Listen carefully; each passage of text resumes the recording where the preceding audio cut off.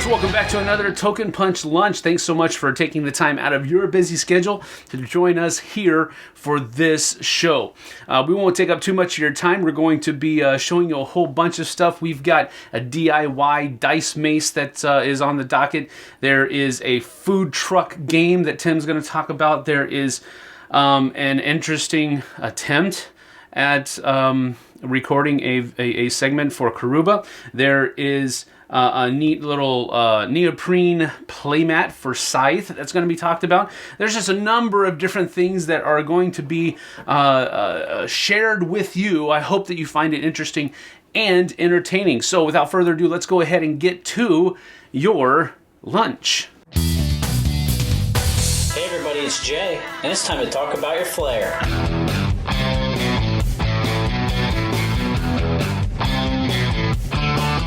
On 15 pieces of Flair, I'm going to show you all some ways to spruce up that game room. Now, let's not even beat around the bush. I made this critical 20-sided mace whacker. Let's check out how I made it. For this project, we're going to need a piece of PVC piping, 7/8 inch outside diameter, pre-cut to about 17 inches. You need PVC primer and cement, a giant foam D20 purchased on Amazon, a large foam D6 purchased at the Dollar Tree, an electric drill with a 3/4 inch wood boring spade bit, silver spray paint, a hot glue gun with glue, a spool of twine, and some scissors. First, you can take the PVC pipe and apply the primer. You can measure about how much you need by sizing up the dice. It's better too much gets primed than not enough, so be generous. Set that aside to dry. Using the electric drill with 3/4 inch wood boring spade bit, measure how deep into the dice you want your bit to go. Then carefully drill straight into the dice. Use your finger to clean out the holes. Once you've got both holes bored out, you can slide the dice onto the PVC pipe as far as they can go. Use your scissors to score the PVC as a guide to where you put your cement on. Then take the cement and generously apply inside of the 6-sided die hole and to the respective side of the pipe. Insert the pipe into the die while doing a little bit of a twisting motion. Wipe off any excess with a paper towel. Repeat the same process to the 20-sided die. Don't be afraid to be extra generous with the cement on this one, because the hole didn't quite bore as clean as the 6-sided die. Once you got both of those on, let them sit as long as the cement directions say. For me, it was about 15 minutes. Then you can hang your mace in a well-ventilated area and completely spray both dice silver. After about 30 minutes, I flipped the mace over and completely sprayed it again with a second coat.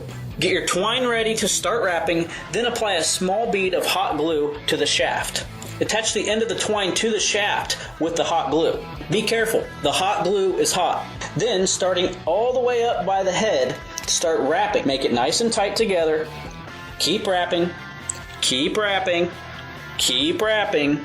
After about 20 minutes, you'll want to keep wrapping and then wrap some more. And finally, you'll reach the pommel. To finish it off, add some glue around the shaft right next to the D6. Then wrap the twine into the glue. Cut the end of the twine and add some more glue, then press the end of the twine into the glue. Be careful, the hot glue is hot. Use a utensil to press the twine into the hot glue. When you're wrapping this, don't do it on a table like I did for this video. It will cause the paint to wear off of the D20. I had to go ahead and take it back outside and carefully respray all of the areas that wore off. Boom, there you have it. A quick and easy way to add one of these to your game room. I'm not even exactly sure what I'm going to do with this. Probably just leave it laying around, let my friends hit me with it or whatever.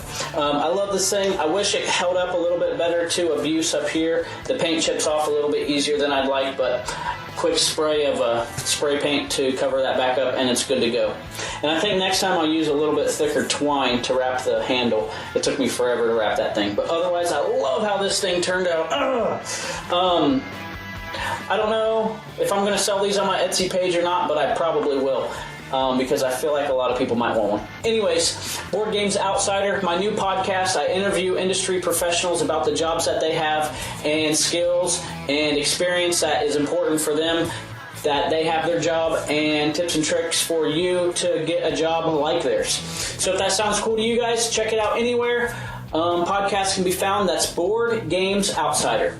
If any of you guys have suggestions on games or ideas you'd like me to make into some Flair, leave them in the comments below or shoot me a message anywhere on social media. Don't forget, everybody, 15 pieces of Flair is the bare minimum. Some people choose to do more, and I certainly encourage that. Have fun, everybody.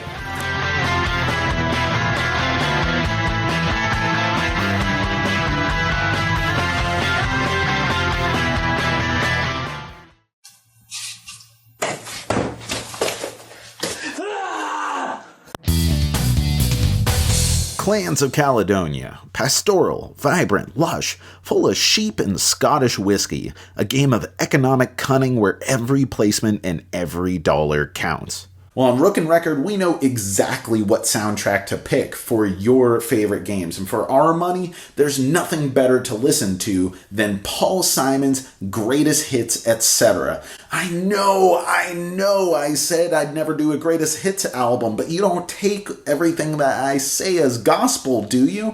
Besides, I got my reasons. Released in January 1977, this album is the first Greatest Hits album covering everything in Simon's solo career up to that point. Following the breakup of Garfunkel and his Simon hair mustache, Paul Simon had a series of singles with no monumental successes rivaling their accomplishments. In spite of this, Simon really came into his own as a solo act. With each album, he further developed his tight songwriting, always drawing inspiration from contemporary pop music, but never losing its emotional core. And while at first you may think I'm recommending this because of its easy listening, sing-along, fun-time quality as you rock your cheese bread engine turn after turn, and well, yeah, but that's not the only reason. Clans of Caledonia is yoked, broad but sculpted, with virtually no fat to trim. With tons of systems elegantly woven together, it draws inspiration from the grand history of economic Euros before it, yet it's not too precious about that tradition. Clans is precise, clever, innovative, and deliberate, which the same could be said about Paul Simon's songwriting.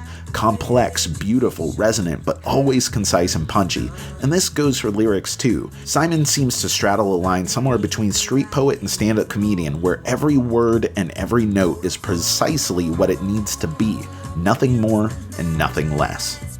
And more than anything, it's that economy of design that they have in common. And if you think about it, Clans is kinda like a greatest hits of every economic Euro game that came before it. And yeah, I know this album doesn't contain the incredible Graceland years, but believe me, that's a whole thing unto itself. Don't worry, we'll get to it. But if you are looking for a great album, a rad album to listen to while playing Clans of Caledonia, then I recommend Paul Simon's Greatest Hits, etc. 50 ways to leave your lover. You just slip out the back, Jack. Make a new plan, Steph. You don't need to be coy, Roy. Thank you so much for watching. I've been Jack for the Cardboard Herald, and remember, the more that we do of these, the less bad music you will have to suffer at the table. Ooh, slip out the back, Jack. Hey everyone, this is Tim Jennette the Metal Meeple, and this is the Budget Board Game Breakdown.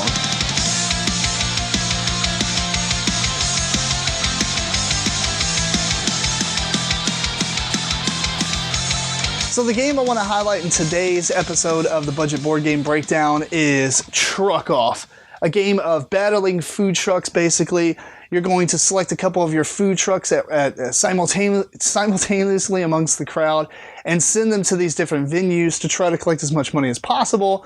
Obviously, you don't know how much money each venue is going to generate because it's a die roll. But you can kind of get an average or a sense of what it might. So let me kind of show you the game, and then I'll talk about why I like it so much. For this Budget Board Game Breakdown episode. Basically, you have these 6 venues. Each venue has a die associated with it. This is a 4-sided all the way up to a 20-sided die. These are not rolled at first. So you're kind of gambling on what the payout might be and what people might be going after. Each player is going to receive a set of food trucks. You have 6 of them, one for each of the venues. This is the 20 and this is the 6. And I've already got these out because I'm just going to kind of run through this real quick. Basically, you get a set of action cards. Now, everybody's going to remove the same 2 at the beginning of the game because you have the same deck for every player. And there's also going to be a stack of daily specials, which I'm going to go over last. Each player is going to simultaneously select 2 of their food trucks that they want to send out. Once that's done, you're going to all put them out. And so this one's going to go to the 20. This is the 6. And I've already got these kind of preset. I did do these randomly to kind of make it a little bit more kind of how it would be if we were playing the game. So you can see for some reason people are going for a lot of the small ones because maybe they got worried that everyone was going after the 12 and the 20. And that's kind of how the game actually works. Basically, at that point, we're going to roll all the dice. You can see this is a 14. We've got an 8, a 10, so everybody chose right on that one. 6, 2, and a 3. Each player at this point is going to select any number of action cards they want to play. The caveat here is you're going to play a game over 5 rounds. If you use a ton of your action cards now, you're not going to have a lot for the following rounds. So again, 2 of these are going to be removed, and you would pick as many of these as you want and put the others aside. Now the crazy thing about this is you commit these cards. So even if you don't want to play them, you can discard them, but you will never get these back because they've been committed for this round. And they do simple things like this one allows you to place another truck. This one will shut down a player's truck so it doesn't receive payout. You can re-roll the die at the venue. There's a whole bunch of different ones here. After each player selected all their action cards, and basically in turn order, each player plays one at a time. So you might shut down trucks, you might double the payouts, etc., move them around. At that point, we're going to, after all players' actions have been played, we resolve the venues. So this one would pay out 14, and it would simply just divide it evenly. So each truck would get $7. There's a whole bag of different money. This one would get the full $8 from this. This is a 10, so it would go 3, 6, 9. Anything left over is removed. And then, if you got a double payout, like from one of your action cards, you would pay that out right then. It would not take from the actual score. So it would be 3 for each of these trucks. And then this truck maybe got a double payout, so it would get 6. So 6, 3, and 3, etc., etc., etc.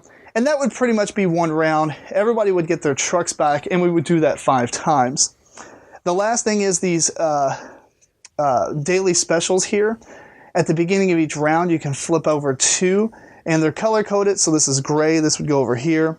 But basically, like this yellow one would go here, and it would say, depending on how many trucks are there, it would actually give more payouts. It's a promoted venue. This is a celebrity appearance, basically at the gaming convention, and it would set the die roll to a 20. Each following round, you would draw 2 more off the top, and if it is the same color, it would just replace it. Otherwise, it would add on. That is pretty much food truck off.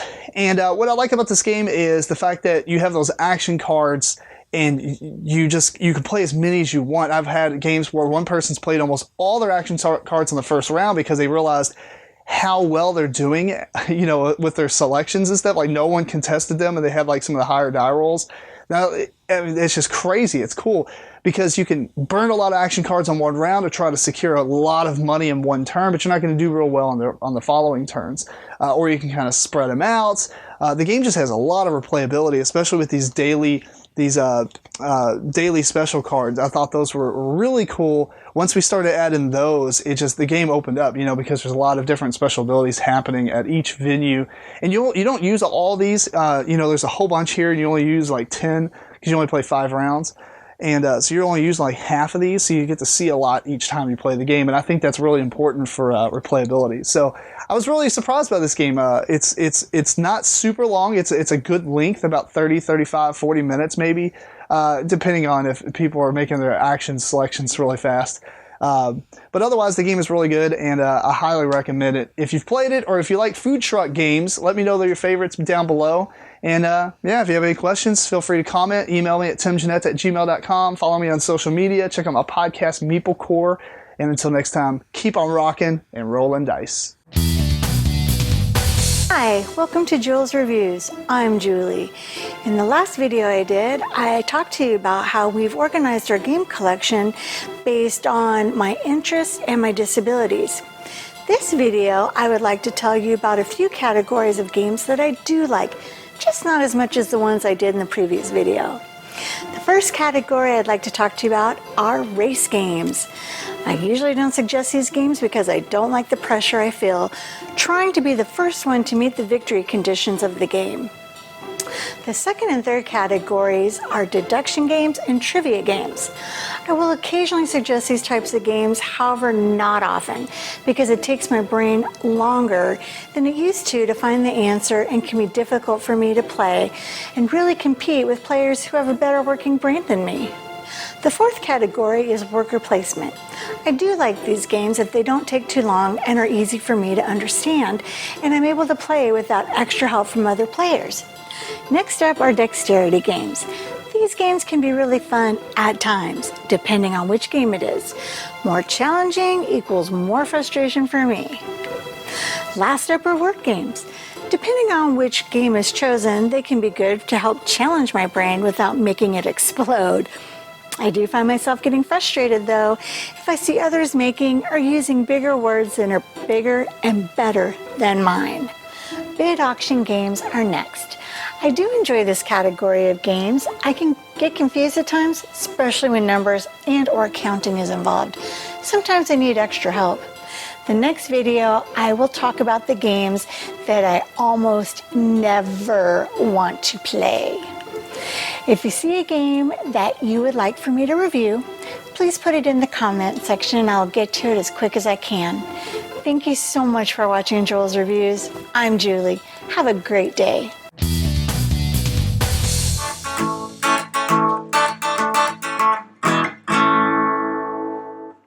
Hey, welcome to Token Punch Lunch. My name is Bobby, and this is These Totally Geeky Games, where I make recommendations of games for friends with geeky interests outside of our hobby. Our hobby being tabletop board and card games, and the interest this week being a relatively new comic storyline that Marvel has been putting out called Champions. Champions is a lighthearted storyline featuring characters like Totally Awesome Hulk, Miss Marvel, the new Nova, as well as some others, as they try to team up together and as young heroes try to pull off heroics acts like the classic heroes that they grew up with, like the Avengers that they grew up with. They feed off of a lot of attention, things like that, and approval from crowds and cheering them on, and they just want to kind of do good in the world. That's kind of what the comic storyline seems like, and I'm also trying to time this with the new animated movie that's coming out on the Disney Channel called Marvel Rising Secret Warriors. So for those of you that have been following the series, you know that that's not the same team up as the one I'm featuring in this episode. However, it has a couple of the same characters, and I think it has a similar tone. So if you have a friend or if you yourself really enjoying these new characters and team-ups that Marvel has been putting out, then I would recommend an expansion to a game. I would recommend an expansion, a small box one, to Marvel Legendary called Marvel Legendary Champions. If you don't know, Marvel Legendary is a cooperative deck building game wherein you take a team up of Marvel characters and you try to defeat a mastermind before they pull off some sort of scheme that they have planned. You pick all these cards before the game, shuffle them up, and you go at it. If you do follow the game, you might be wondering, wow, the game's gotten really bloated by this point. How does this expansion here fit into the rest of the game, and does it incorporate well into the base set? I would say it does, because it's a really simple, lighthearted expansion. It even features a fourth wall breaking Gwenpool, if you like the Deadpool and like kind of the things that did with Marvel Legendary. It doesn't feature a lot of the game changing mechanics that small box expansions like Guardians of the Galaxy brought to the game. So if you're looking for that, this might not be the expansion for you. But if you're looking to introduce somebody to Marvel Legendary and they've been following these characters and really enjoy them, then I would recommend the simple Marvel Legendary Champions small box expansion. It fits really well and plugs in really well to any set that you have, whether you have just the base set or whatever expansions that you have. And just like how those storylines are trying to get back to kind of classic Marvel heroics. This expansion tries to get back to the classic Marvel Legendary base set mechanics, I think at least. Anyway, let me know what you think of the new Marvel characters. My name is Bobby, and this has been these Totally Geeky Games on Token Punch Lunch. Bye.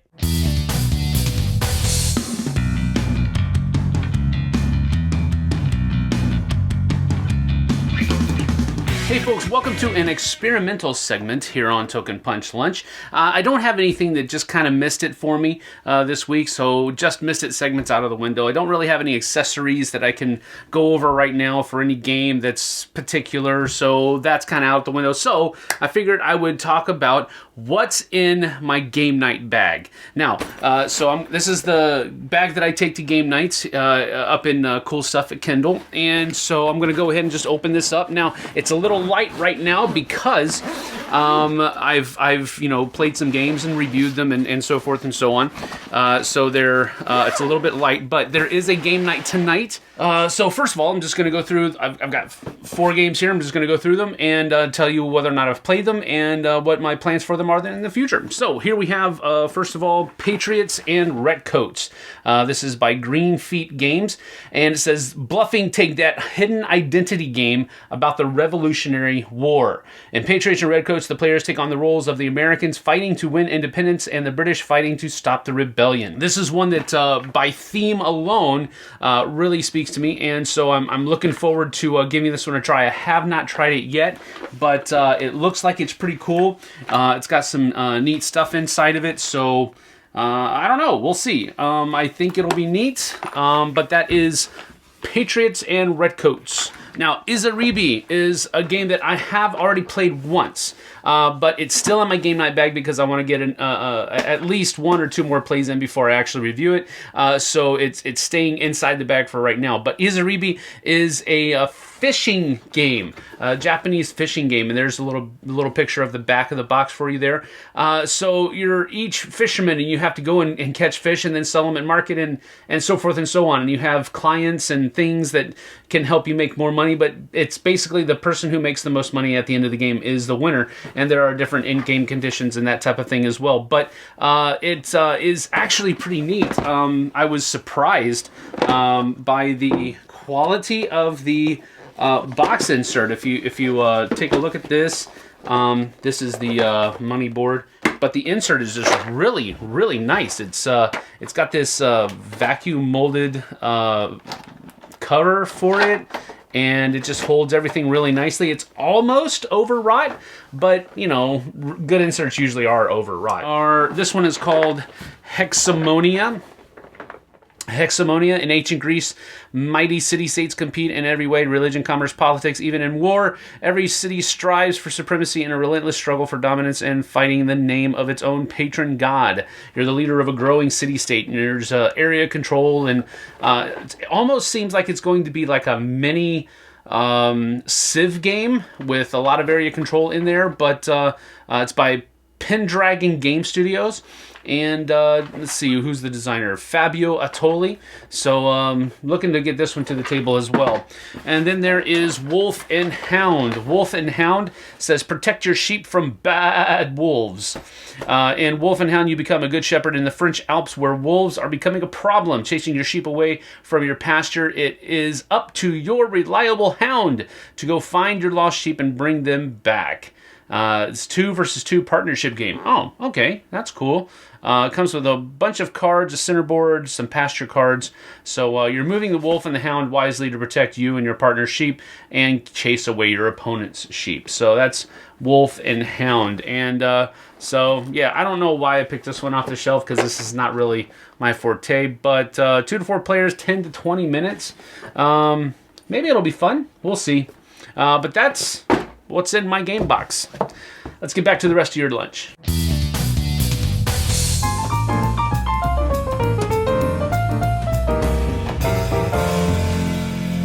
Hey gamers, this is Liz Davidson from Beyond Solitaire, and I'm here to bring you another episode of Solo-Thrash, Amerithrash gaming for those of us who like to game alone.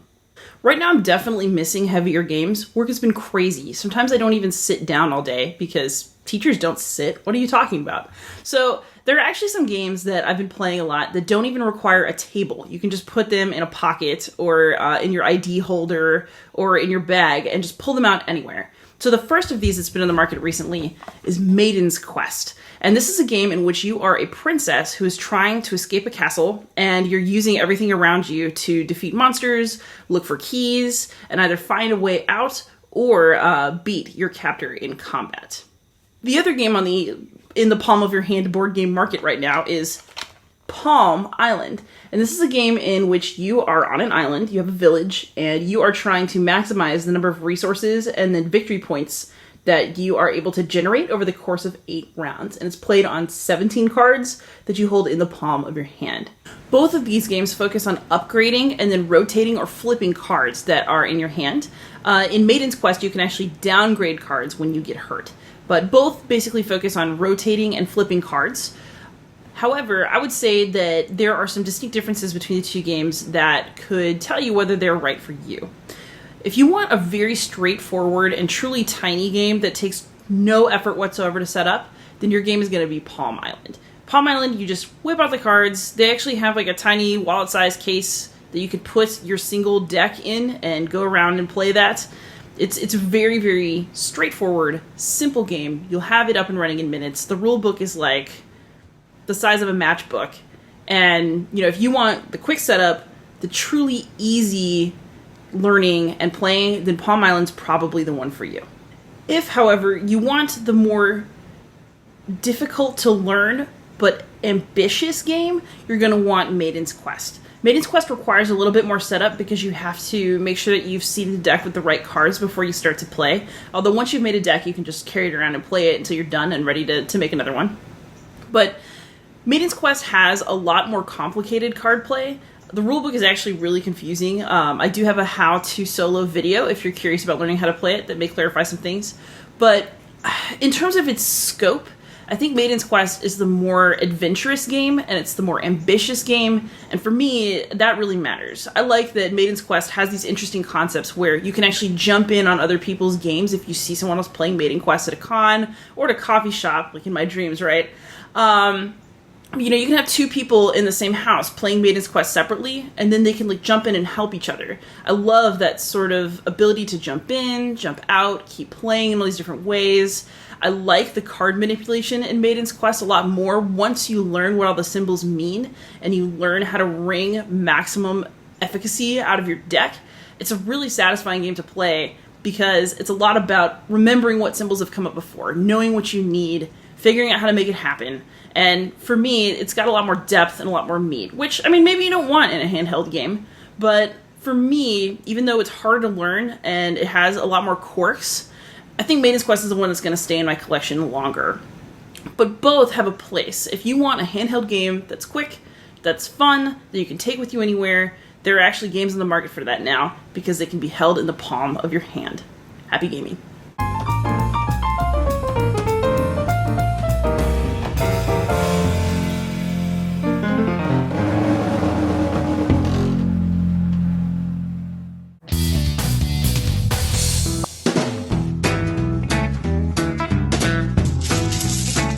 Hello there!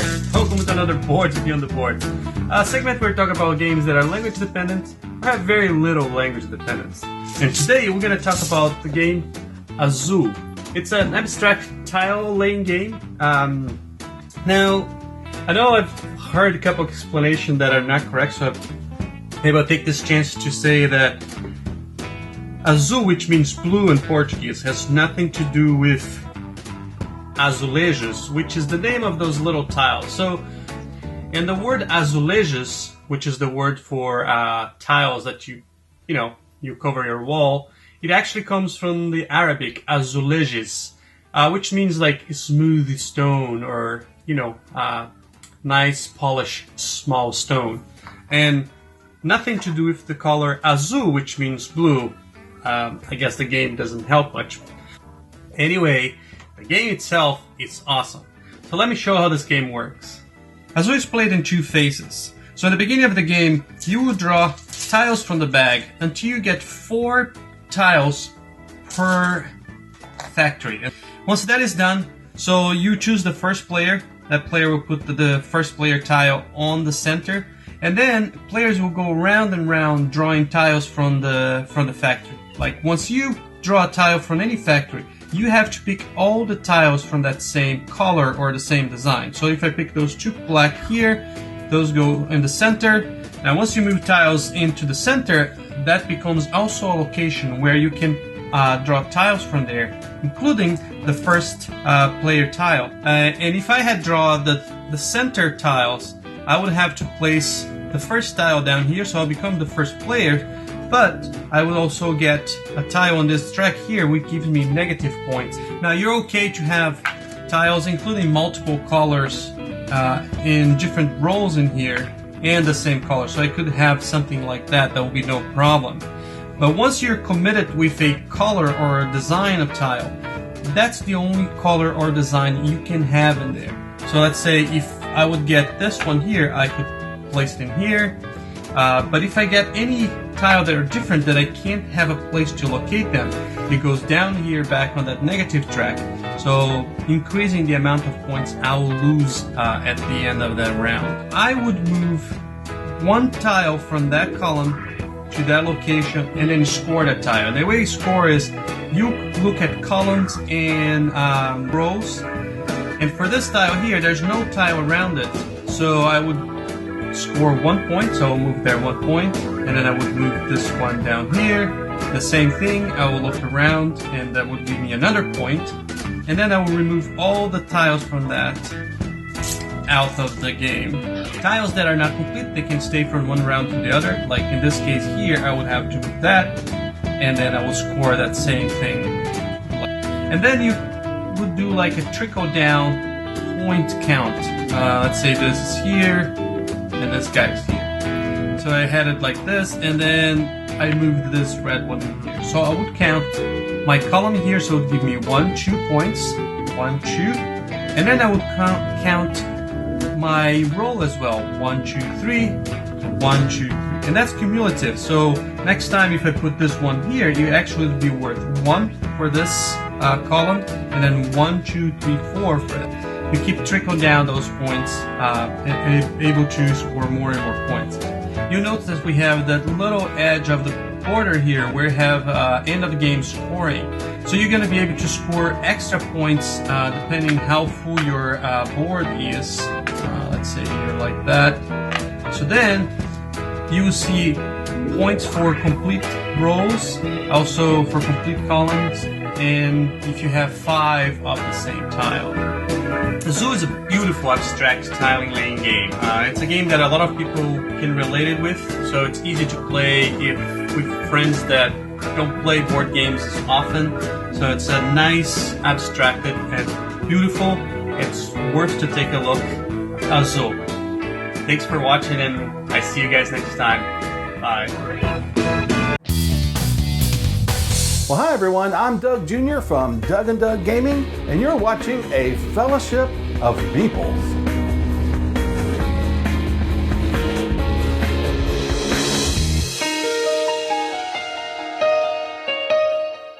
So this is the show where we talk about the gaming group and the people that make up that gaming group, usually. Today, however, I'd like to talk to you about some of the games, or specifically a game, and maybe over the next few episodes we'll talk about some other games, but some of the games that we like to play. Now, today I'd like to talk to you about a game of exploration where you're foraging through the jungle, searching for a lost temple and the treasures that are hidden therein.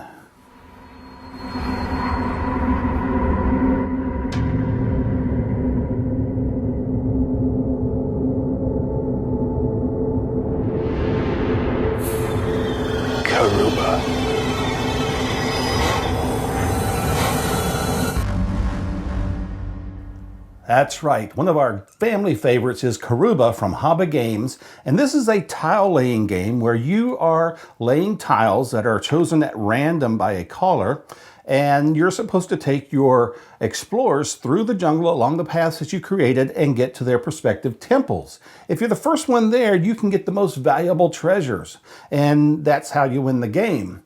Now, I wanted to do something really clever today, and I thought I'd take this on location and give you a little change of scenery. But to be honest with you, it didn't work out just as I had hoped. I'm always looking for an excuse to show off our Emerald Coast beaches around here because they are gorgeous. But I went out there to them and it was really hot. Oh, really hot. I mean, I thought, okay, I'm gonna have to stay up in the shade, but I'll put the beach in the background. Well, that didn't work. It created a horrible backlighting situation that I just couldn't overcome with the equipment I had there. Although sometimes I find that if I zoom in close to a subject, the backlight isn't such an issue. That didn't work here. So I decided, okay, I've just got to shoot this whole thing in the shade. So I kind of flipped everything around, set at one of the picnic tables there, and it was going okay, but then it got really noisy. We have a lot of airplanes in this area, and these military jets, they make a lot of noise. So maybe you guys in your game groups play some games that you like to see me talk about and hopefully hear me over the jet planes. So leave some comments down below and let us know what you'd like to know.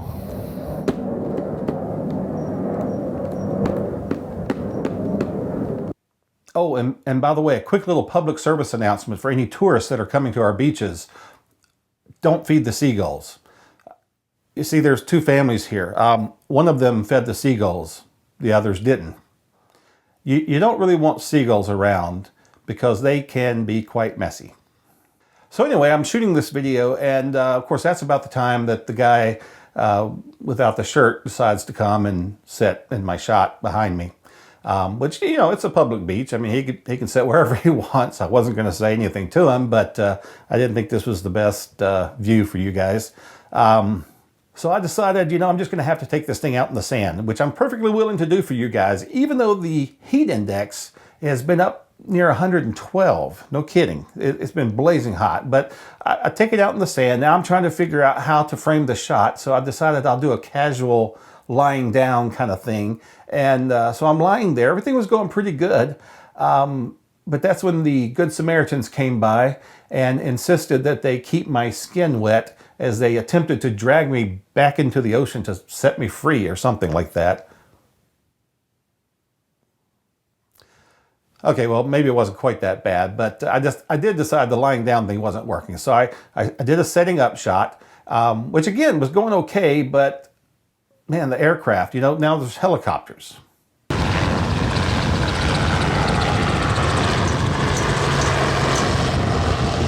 Of course, then I had a nice visitor, which was great. How are you?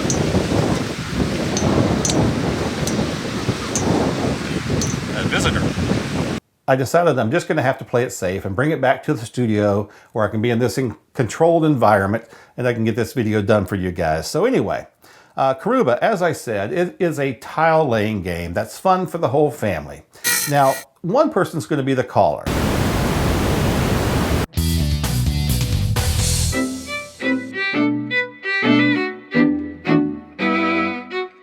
When my husband is interested in buying new games, he'll often show me what he's interested in buying and say, "Will you play this with me?" And I usually don't know much about it, and I will base my decision off of the look and the theme. Today I want to talk about some game themes that I would love to see.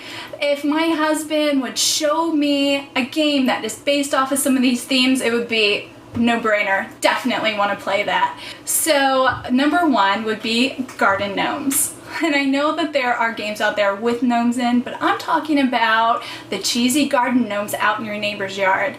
The whole idea is that they're out there protecting the garden from pests, cats, nosy neighbors, pesticides. I think it would be cool if each player could have their own style of garden. You could have a Japanese garden, an enchanted secret garden, a country garden. Like, there's so much opportunity with this theme. So The Iron Giant was a movie that came out in 1999. I watched it when I was a kid and I really loved it. It's a really funny movie, but it also has these really deep, heartfelt themes in it. And it's set in the 50s. So that would be really fun to have a board game that's 50s themed. It's also about this like big Iron Man that's friends with this little kid, and they end up drawing the attention of the army. So the army comes in, so there would be tanks, there would be like warships. I think it would have a real epic fun feel. Great movie. If you haven't seen it, you should. And someone should definitely get on having the legal copyrights to the Iron Giant and make a really awesome game out of it. Wedding photographer. A wedding photographer game would have to involve all sorts of struggles like difficult clients, bad weather, technical failures, and you would have to accumulate really great gear. And then I think the point of the game would have to be to like get those awesome money shots. Make it through the day with all of this stuff coming at you. Maybe this sounds miserable, but I think it would be kind of cool. Pushing Daisies was a network series that came out a couple years ago. It was canceled after 2 seasons, sadly, but it is such a gorgeous show, like vibrant with crazy colors. It kind of has a 50s vibe to it, but some of the characters kind of rock this like 70s, 60s vibe, and they solve mysteries. So, you know, if there has to be another whodunit game, please make it Pushing Daisies themed. Honeybees. Bees are stinking cute and they float around on flowers and get covered with yellow pollen. And they make these cool little honeycomb shapes. Like visually, you could do so much with this theme. All right, the last theme that I thought of is monarch butterflies. This game could be called Monarch. So monarch butterflies are visually beautiful.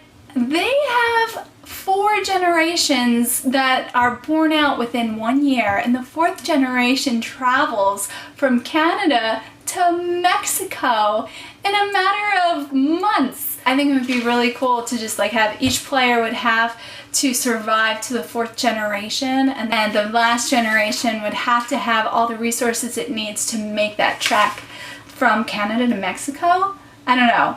So there's a game there. I know there's a game there. Anyway, I hope you all enjoyed these game ideas.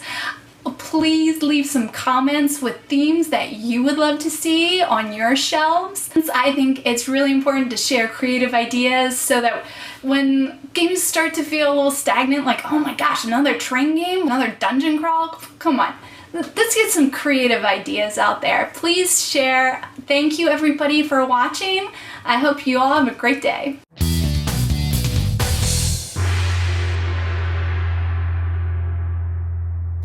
Hi, welcome to Board Game Opinions. My name's Steve Rain. I'm Jonathan Hicks. And I'm Mark Windle. And this month, our flavour of the month is Heaven and Ale. It was nominated for the Ken Spiel the Hour this year. Didn't quite win, but it is a pretty good game anyway. We're going to look at, basically, we are medieval monks and we are brewing things. We have a board in the middle and our own personal player board, and what you're going to be doing on your turn, it's a bit like Francis Drake, if you ever played that, is you're going to be moving your player piece around this track. Each round, there's going to be 6 rounds, depending on how many players are in the game, and you're going to pick a spot to stop. I could stop here, and I could pay some money to get whatever tiles on that spot. And there are different ingredients. You've got water, yeast, hops, barley, salt and stuff like that that will go in to make your best brew.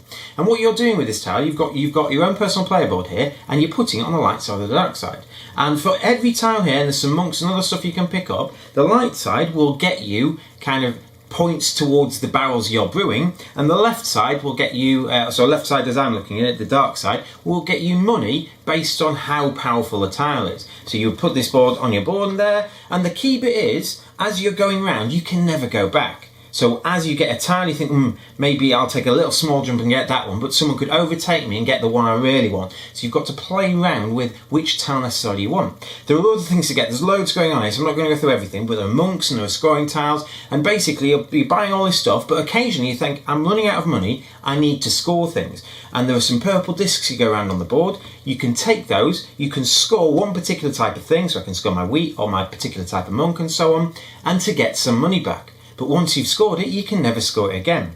And you're kind of doing this for 6 rounds, or however many rounds the game's going to last, and you're trying to make your brews the best. You've got 5 ingredients you're trying to move around, you've got a master brew you're trying to move around, and it's a big balancing act to see who does it the best. What have you thought of the game so far, boys? The balancing act is a really good way of describing it, actually. There's lots of interconnected mechanisms here, but they're all held in tension with another one. So, you know, like the scoring thing, you kind of want to wait until you've got lots of yeast, say that's on your board, and then you score the yeast and get lots of points. But the problem is that you also want to get money. If you run out of money halfway through the game, you're really in trouble. And so you want to score your use maybe a bit early to try and get the money from it. So there's a tension of, I want to score it right now because I need the money, but if I wait another round, I'm going to get more points. So that tension all the way through is great. And it does it in lots of really nice ways. I think. It's done very tightly. Yeah. You're always on the knife edge of, can I afford to keep pushing this, or do I really need to get that money? I really like the not be able to go back. I know we've seen other games before, but it works nice and simply in this. And also tiles, some don't replenish, but some do. So sometimes spots get better because you might not nobody might take it and go, well, I'll go definitely this time and grab those. But you're always in that. Do I do this now or do I later? Am I going to be done by somebody else? Yeah, it's really nice that sometimes everyone else will rush ahead just to get the one they want, and you've got enough money, so you can think, I don't really mind what I get. I'm just going to go back, stay behind everyone and hoover up all the things they don't take. And you actually can get quite a lot of stuff that way. You get extra little bonuses for filling around certain things and for filling in certain halves. And you can see in the middle of all these little things you get. If you do all of one particular thing, you can score extra points there. So it's not just the value of your brew, you also got little goals there. You've got to stop off on those spots to get them. For example, maybe filling one half of your board or getting your master brewer to a certain spot. So kind of everything can score you points if you do enough of it, and stopping off at those spots is another way to go. It's nice because you're racing for these. Like the first player who does it gets sort of the most points, and the second player gets fewer points, and then no one else gets anything. So you're often looking at other people's boards, trying to work out, is he going to go for this one? Has he nearly reached this goal? Can I beat him to it? So there's a lot of that going on, which is nice. Sometimes someone completes it before you, but you have to get to the spot to do it. You have to get to the spot to score them. So if Jonathan fills one half of the board before me, I have that option of kind of jumping ahead of him just to get to the scoring spot so I can score it before him, even though it misses me out some stuff. Anyway, that's Heaven and Ale, Kenner Spiel nominee. Great game. If you haven't played it, you should try it.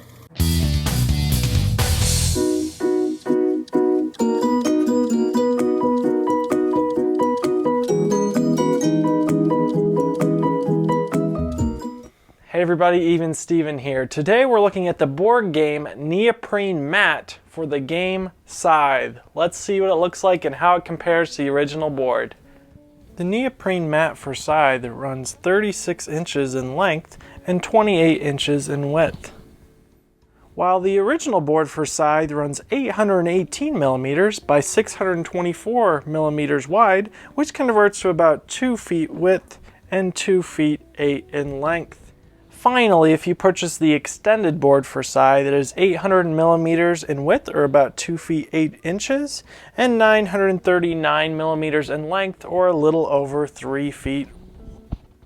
Here you can see the neoprene mat underneath the original game board, in which the original game board is about 3 inches shorter in length and 3 inches shorter in width.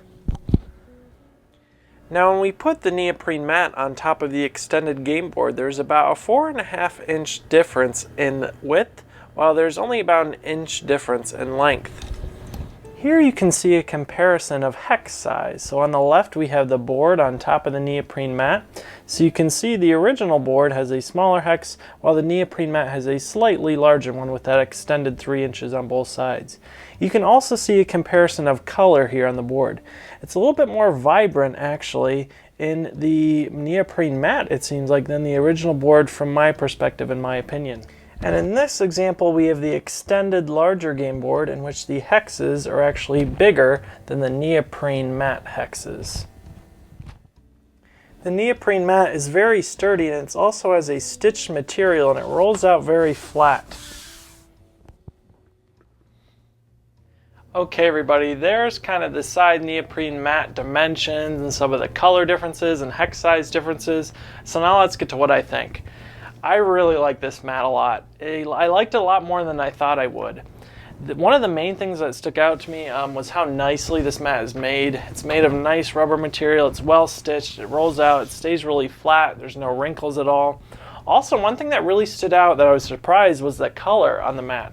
The colors really pop on this for some reason, more than I thought the board did. And I really didn't think there was any problem with the board until I saw the mat. And the colors just really stick on here well, and it's a little bit more vibrant. Also, I like that they're a little bit bigger. Sometimes when you don't have space with that large extended board, it'd be nice to have a nicer, smaller mat if we have two games playing next to each other. So this isn't really for everybody, and I realize that, right? So if you don't have a big enough gaming table, this is larger than the standard board, so it might not be for you.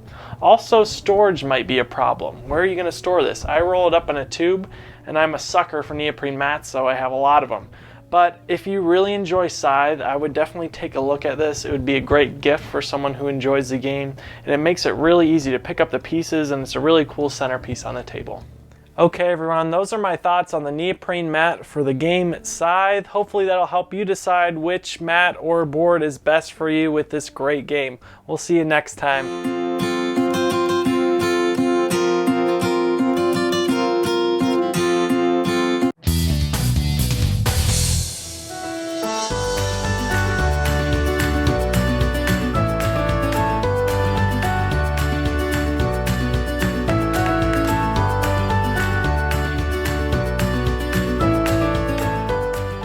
Hey guys, Luke Hector here, starting Tile, and this is Token Punch Lunch. Hope you're having a good lunchtime. I'm going to change things up a bit for this segment. I asked for feedback and sadly didn't get very much, but I wanted to change things up a bit because I was running out of gateway games to talk about, but I still want to keep this segment relative to gateway games. So I figured I've talked about enough games generally, but what about how to actually teach them in the first place?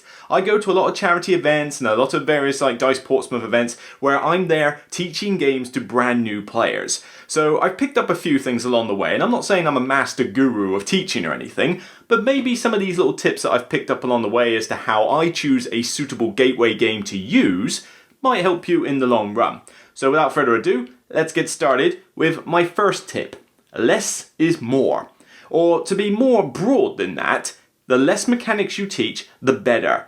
If possible, teach maximum 1 or 2 max core mechanics within your game.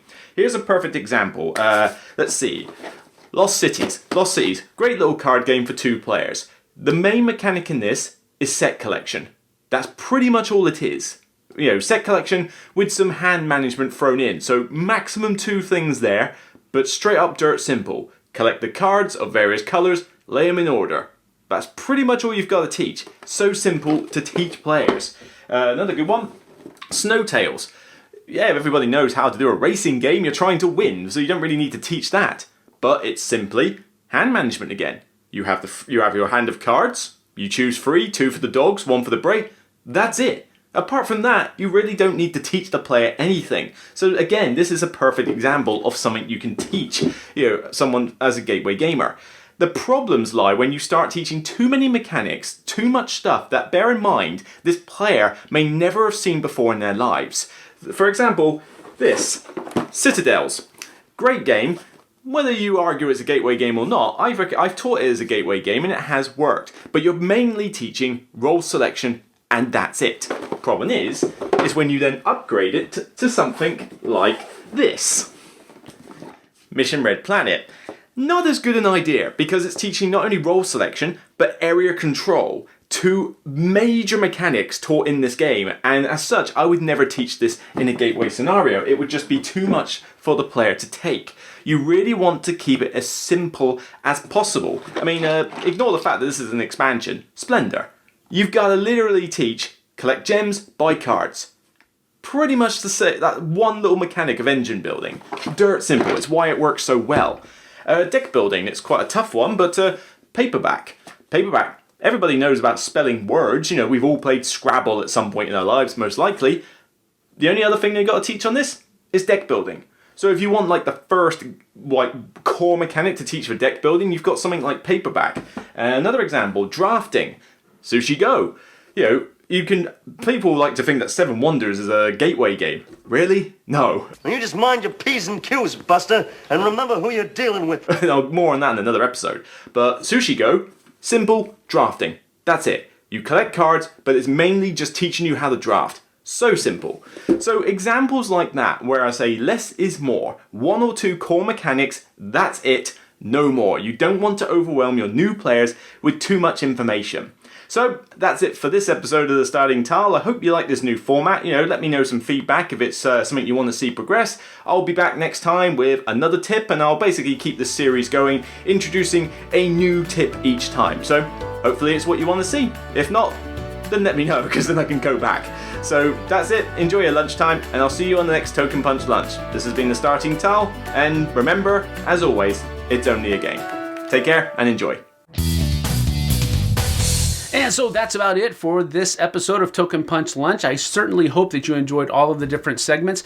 I'm really very appreciative of how well my segment contributors are doing at putting together their own little mini shows, and all I do is I cobble them together. So please understand that they are doing the lion's share of the work. I just simply connect the pieces together, so to speak, to assemble the puzzle. So let them know in the comments how much you appreciate the work that they're doing. And if they do ask for comments, give them some comments, peeps. You're the internet. You should have no problem putting together some kind of constructive criticism, or just give them some ideas on what you would like to see, because that's really what we're doing here. We're creating content for your consumption, basically. So we're just asking you for your help, because it is kind of hard every once in a while to, just keep coming up with new stuff to talk about. So it's good to know what you'd be interested in hearing and seeing and talking about. So if a contributor asks for comments, give them some comments. And of course, be respectful, be honest, be sincere, be compassionate, whatever it is. But just communicate with us, because that's what we want to hear. We want to have communication with you. Well, again, thank you guys and gals so much for joining us. We certainly appreciate it. Thank you, contributors, for putting everything together. I appreciate that. And we'll see you guys and gals on the next TPL. See you there.